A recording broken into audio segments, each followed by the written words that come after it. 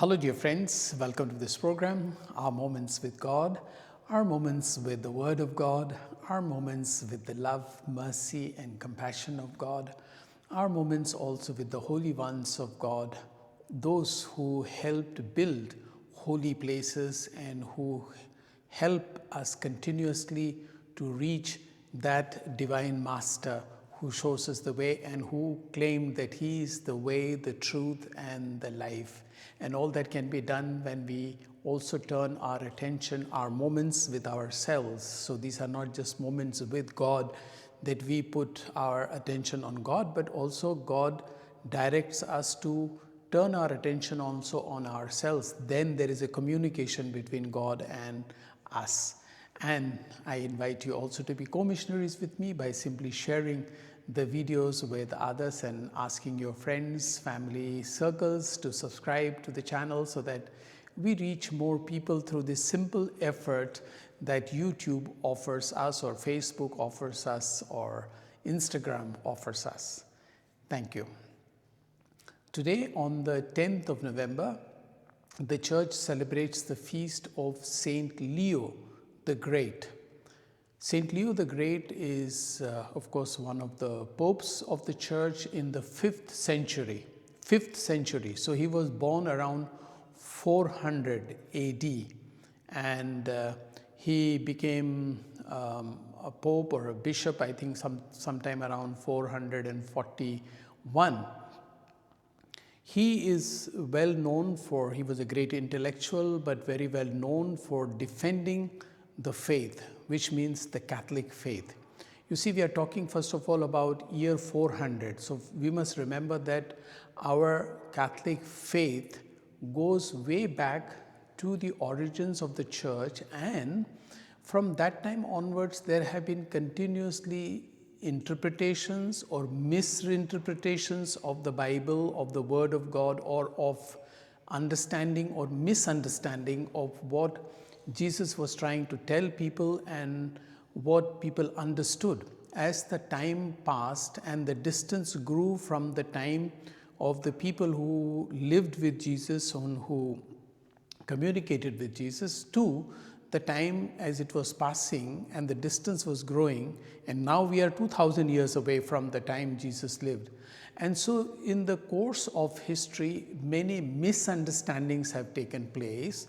And at the time when Pope Leo was the Pope, there were many heresies that were going on. And if you remember, St. Augustine, the great St. Augustine, also was that time influenced by one of these heresies until he found the true faith in Jesus. And you know, he is the great theologian, great doctor of the Church.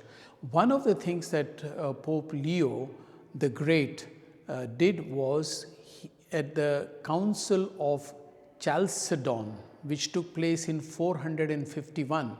So remember, councils have been taking place. It is not individuals' interpretation of the Bible, like, you know, I don't want to say again and again, but there are many sects, Christian sects, that keep coming up because they find a particular interpretation of a particular verse or a particular chapter of the Bible, and then they start their own church saying that they have found the truth.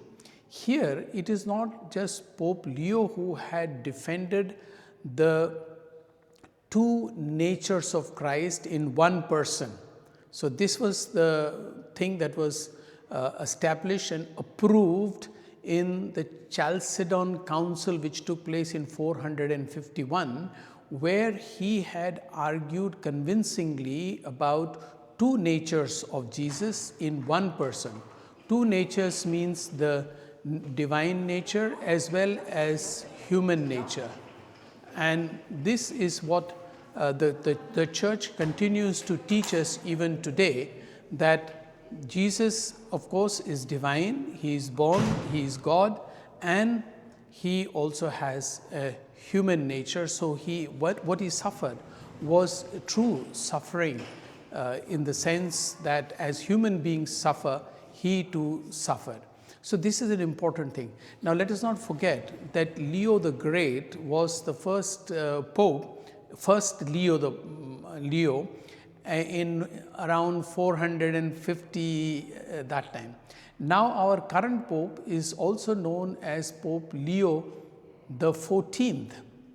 The Popes Leos have been doing great things, because just before Pope Leo the 14th took the name of Pope Leo the 14th, he went back to his previous predecessor with the same name, Leo the 13th, who had written a wonderful social teachings of the church, Rerum Novarum. I don't know if you are aware of this, but if you get time, you must read this. This was sometime in 1881. I am not very sure of the year, but it was 1880s that he wrote this encyclical.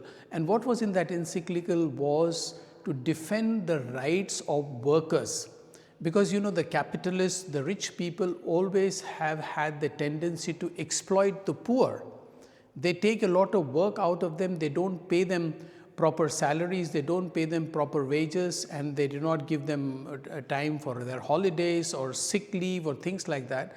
So it is the teachings of the church on such issues that defend the rights of the workers. That is one of the great things that Leo the Great did. Of course, there are other things, and that's why in the gospel today, when Jesus talks about scandals will come, sins will come, but woe to them through whom it comes. It is better for them if they had tied a millstone around them and drowned themselves in the sea. And then wonderful request comes from the disciples, Lord, increase our faith. We too may work to increase our faith in Jesus and, of course, the church that leads us to Jesus. And if you like, you may please subscribe to this channel and also write your comments below. Thank you.